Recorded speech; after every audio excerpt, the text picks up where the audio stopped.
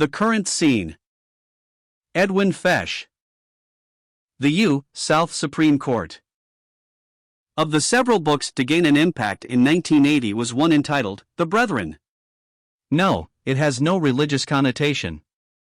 The Brethren referred to are the 9 judges that compose the U.S. Supreme Court, long considered the most secretive group in the country.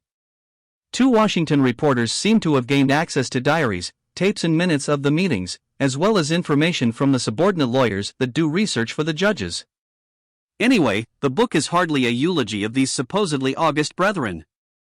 For the most part, these men are depicted as being very human and at times, some of them, vulgar. The one Roman Catholic judge displayed some conviction that had its source from Christianity. Otherwise, the judges appear to ignore biblical standards. They arrive at their decisions based on their viewpoint of fairness and practicality. There was no yardstick such as the 10 Commandments to guide them. As a result, they could make abortion legal, pornography could be included in freedom of speech. The death penalty becomes cruel and barbaric. In other words, the law is what these 9 men think it should be. We naturally wonder where this new approach to lawmaking originated.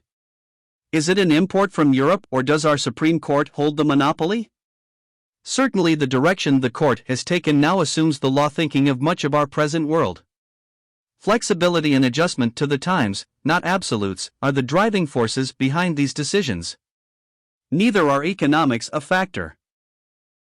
They decide who is eligible for welfare and when, regardless of the already tight budgets of the cities that must find the money. Crime is the product of an unfair society. Christianity is viewed as just another of the many religions and deserves no priority in the public schools. As a result, every religion is treated as propaganda when introduced to a captive audience. The decisions made by the Supreme Court become like the law of the Medes and Persians that could not be rescinded.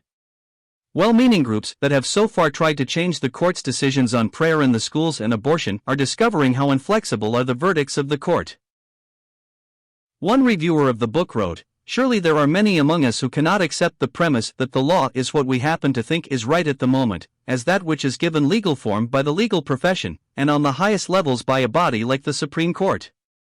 There must be a return to the biblical understanding that there are absolute standards of right and wrong, of good and evil.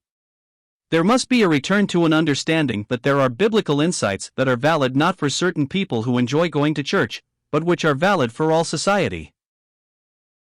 The Supreme Court savors of the sovereignty of man. He is capable of shaping his own destiny. God has made the laws of nature, gravity for instance, and he has revealed what is right in the 10 Commandments. Moses could say to the nation of Israel, "And what great nation is there that has statutes and ordinances so righteous as all this law which I set before you this day?" Deuteronomy 4 verse 8.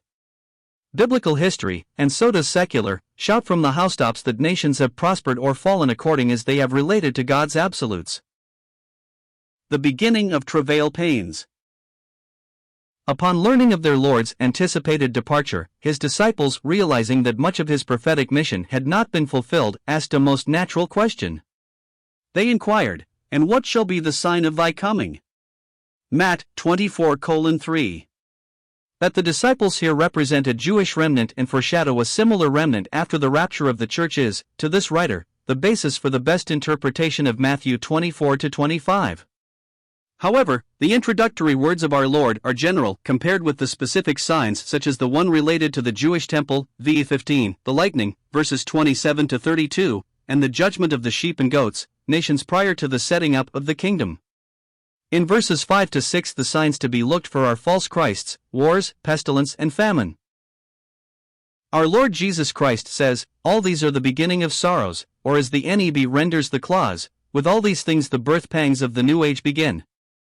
As F.W. Grant comments, the mind of God cannot but manifest itself through nature, as well as the movements and convulsions among the nations of the world, and through specific lessons may have their difficulty. The general one is not hard to read. It is an unrest everywhere which cries from him who alone has said, who alone could venture to say, "Come unto me, and I will give you rest." And the cry sounds in his ears, and will find answer. Let us just look at these birth pains. That there have been those to have the audacity to claim to be Christ or divine is history past and present. The current deceiver is the man from Korea, Moon. We understand him to say Christ's program has failed. His leadership is superior. The amazing thing is the many, from all appearances, fine young people that blindly follow him. That there have always been wars and always will be until the coming of the Prince of Peace, and for the purpose of peace, can be a statement of observation as well as prophecy. Since World War II, the many subsequent wars have been so small by contrast that they have been termed bush wars. Now faced with Russia's raw aggression in Afghanistan, our great democracy feels compelled to beef up its military muscle. A draft registry has been reinstated. Along with this, new machines of destruction are in the works. The idea being that the best procedure is to prepare for war as the most likely way to preserve the peace. Already, so Dr. Tatford writes, the stockpile of nuclear weapons is sufficient to destroy the whole of the population of the world 50,000 times over, and this takes no account of the suffering which might be inflicted earlier by bacteriological and biological warfare. The issue facing our elected leaders is not simply the preservation of peace, we can have that on Russia's terms, but how to preserve the peace without surrendering world dominion to an aggressor.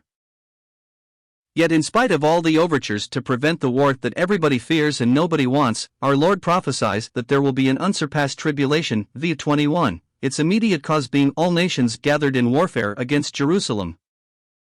Pestilence is another sign. Man's ingenuity has wiped out the plagues that used to decimate humanities. Modern sanitation and inoculations have eliminated the scourges of yesteryear. Yet it has been pointed out, however, that man is creating new viruses and seeking new mutants.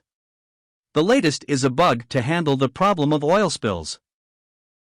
There is the possibility of a germ escaping from the laboratory which could conceivably set off a universal epidemic without natural defenses or medicines capable of coping with such a problem. With the unpredictability of the weather and insects immune to pesticides, famines are not hard things to envision. Generally, in the past these harassments to humanity have come one at a time. We gather from our Lord's words that as we approach the end they will develop and accelerate simultaneously. Nor must we overlook the earthquakes and the eruptions of Mount St. Helens. Travail pains indeed, as if nature were pressing on the birth of a new and better time. That is contingent upon our Lord's second coming so long foretold.